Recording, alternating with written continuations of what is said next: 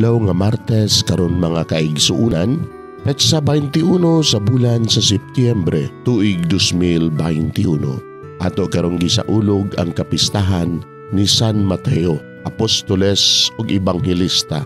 Ang pagbasa kinutlo gikan sa ebanghelyo sumala ni San Mateo, kapitulo 9, bersikulo 9 ngadto sa 13. Unya mibiya si Jesus niadtong dapita ug samtang naglakaw siya, nakita niya ang usa ka kobrador sa buhis nga ginganlag Mateo nga naglingkod sulod sa iyang opisina.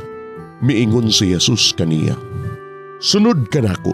Mitindog si Mateo ug misunod kaniya. Samtang nagkaon si Jesus didto sa balay, may daghang kobrador sa buhis ug mga makasasala nga miduol ug misalo kaniya ug sa iyang mga tinun-an.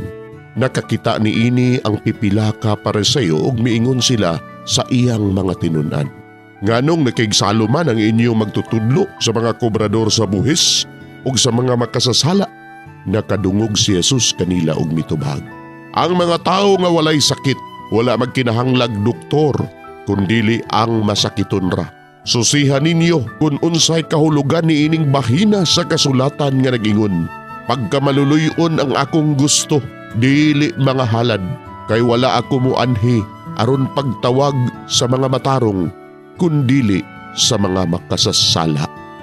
Mga igsuon, ang ebanghelyo sa Ginoo. Daygon ikaw o Kristo.